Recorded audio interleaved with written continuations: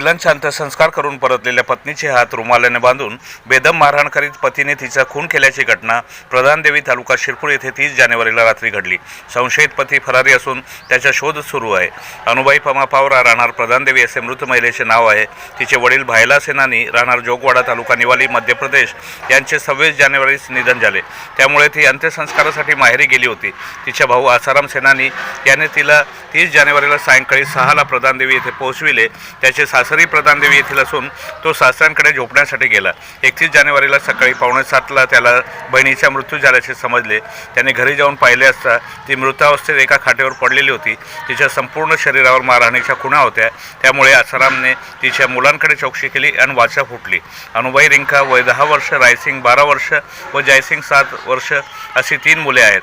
त्यापैकी रिंका हिने तिच्या आईच्या मृत्यूबाबत माहिती दिली। 30 जानेवारीला सायंकाळी अनुबाई व तिच्या पती पमा झंजाड्या पावरा यांच्यात जोरदार वाद झाला। भांडण सोडविण्यासाठी मुले गेली असता पमाने त्यांना एका खोलीत कोंडून बाहेरून कडी लावली।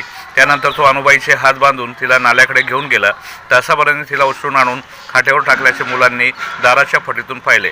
पहाटे खोलीचे दार उघडून पमा निघून गेला अशी माहिती रिंकाने दिली। प्रधानदेवी गाव अत्यंत दुर्गम भागात आहे। घटनेची माहिती मिळताच सांगवी पोलीस ठाण्याचे निरीक्षक जयपाल हिरे व सहकारी तेथे पोहोचले। संशयिताचा शोध घेण्यासाठी पोलिसांनी डोंगरदऱ्या पालथ्या घालत पायपीट केली, मात्र त्याचा शोध लागला नाही। त्यानंतर निरीक्षक हिरे यांनी वेगवेगळी पथके तयार करून तपास कामी रवाना केली।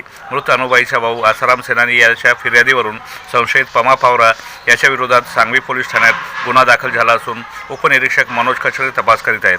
पळसनेरहून संपादक निलेश कुमार दुबे, सत्य न्यूज।